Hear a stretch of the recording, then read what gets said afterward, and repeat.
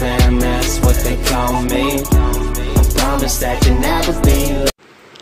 Hi, akkami nagaya keessanii fayyaa keessanii baga jiraatanii nu gammachiisan isiniin jedha. Hadda barumsa baay'ee tokko namatti tolu isiniif qabadheetiin dhiyaadheetiin jira. Akkasuma barumsa keenya argatuuf dura YouTube keessanii seentan jechuudha.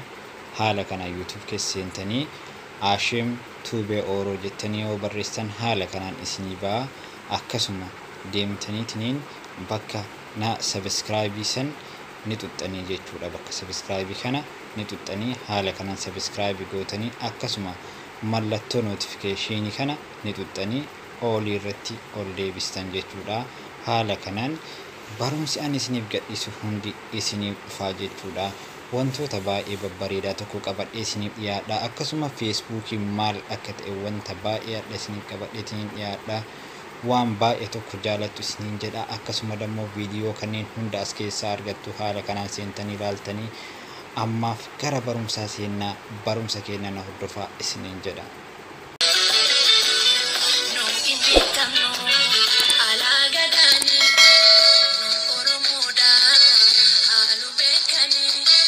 Barumsi keenya kan guyyaa har'aa baay'ee tokko namatti tola waan isin rakkisaa tureetiin jedhudha.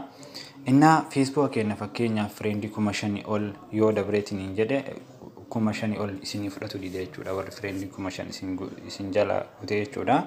Kanaaf akkami akka fudhattan isinitti agarsiisaa jechuudha. Hanga dhumaa na hordofaa jechuudha. Akkasumas waa'ee follow waa'ee Facebook keessa isaa tanuma asuma keessaan isinitti agarsiisaa jechuudha. Akkana inni tuttu asbiroo tuttaniittan kunoo bakka suuraa keessanii kana argaartanii miti xiyyaan isin agarsiisaa jiru kana asbira jechuudha. Isa bira ni tuttanii jechuudha. Yoo isa bira tuttanii jettan haala kanaan isinii baasaa jechuudha. Kunoo haala kanaan yoo inni isinii baase dhuftanii asirratti edit public details bakka kana ni tuttanii jechuudha. Asbira tuttaniittan ammas akkana gad ooftaniitumaan ni deemtu jechuudha. Haaluma kanaan deemtaniitiin yoo ta'an kun asii gad jiraa jechuudha. Ammas kun aspira jechuudha. Argaartanii miti bakka kana ni tuttuu jechuudha. Amma haala kanaan yoo inni isinii baase dhuftaniitiin kun aspira bara keessan jijjiiruu qabdanii jechuudha. Aspiraan dhuftaniitiin jechuudha. Akkana yoo dhuftaniitiin jettan kuno aspira jechuudha. Kuno aspira jijjiirtan keessa akkasuma na dideetiin jijjiiree jira jechuudha. 90 wayii keessa gootanii jechuudha. 90 wayii keessa haga achi olaga 2,000 fi maallee gochuu hin dandeettu jechuudha. Kuno aspira dhuftaniitiin bakka kana dhuftaniitiin jijjiirtanii jechuudha.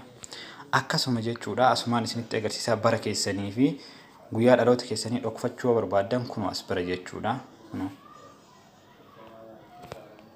Kuno bakka xiyyaa kana argaa jirtan kuno aspira jechuudha.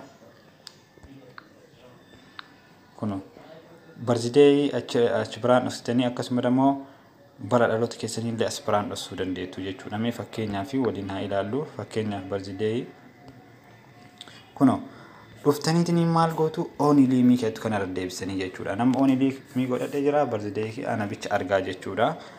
Akkasuma dammoo inni kun jechuudha. Kuno aspira bara dhaloota jechuudha. Barziir kadhu kanarratti ni dhooftu. Akkasuma only mii jechuu ni dandeettu. Akka nam tokkoon argine namni barbaade argitu tan public kadhu kanarra deebistanii jechuudha. Friendonni keessan akka argitu kanarra deebistu jechuudha. Akkasii ammaaf an only mii irra deeffadhee jira. Akkasuma waa hundayyuu warri qara Facebook ni isin jalaa wannaa ta'e ammas female warri shamara aspira deebisuu hin dandeettanii warri dhiiraa aspira dammoo male bakka kana deebisuu hin dandeettu.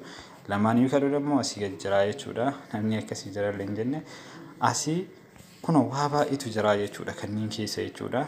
Asii amma ni baatu jechuudha. Dhumarra maal gootu dhuftaniitiin kuno aspira save gootu jechuudha. Dhuftaniitiin bakka kana save gootanii jechuudha.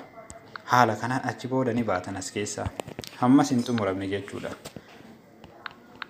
Kana of duuba deebitanii jechuudha. Haaluma kanaan ammas dhuftanii jechuudha. Kanneen bakka sarara sadii kana ni tuttuu jechuudha. Aspira jechuudha. Haala kana yoo tuttaniitiin jettan yegiddi maal argachuu qabdu isin amma aspiratti sittingii argachuu qabdanii jechuudha. Facebook keessan bakka sarara sadii erga tuttanii kunoo settingii bakka kan seentu jechuudha. Erga seentaniitiin hin jettanii kunooti ammas settingii kana ni tuttu jechuudha. Settingis bakka tutana jechuudha. Kunoo aspira ni tuttu jechuudha. Erga tuttanii aspira dhuftaniitiin akkanuma gaddeemtanii aspira public post bakka dhukana jechuudha. Ifama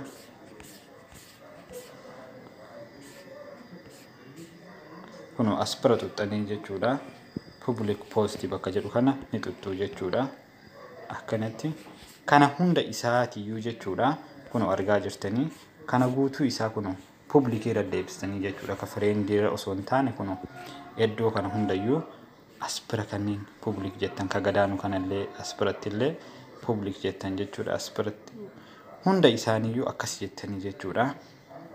Haala kanaan jechuudha. Fakkeenyaaf anama friendira jiraa miti ol deebisee akkanatti public jechuu jechuudha. Haala kanaanii dhumarra erga xumurtanii maal gootu isii tana akkana gootu jechuudha. Oonii gootu jechuudha. Isii aspiraatan isii aspiraatan oonii godhuu qabdu jechuudha. Kun aspira jechuudha. Kun aspira jechuudha. Argaartanii miti isii kana ammaan waan qara wannaa godha oonii godhadhee jiruuf jechuudha. Haala kanaan akka anamma godhe kana gootan achi amma akkana jiraa miti keessan akkana jiraa jechuudha. Akkana deebistuu jechuudha. Isin dammoo haala kanaan Facebook keessan wanti martiniyyuu aspiraan isinii sirrataa jechuudha. Asuma keessaa waan baay'ee isinitti agarsiisuu danda'a jechuudha. Waan biraas jechuudha.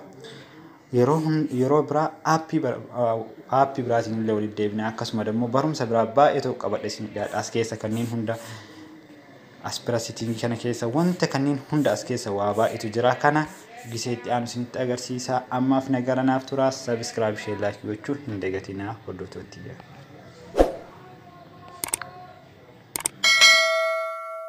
Be the fam, that's what they call me. I promise that you'll never be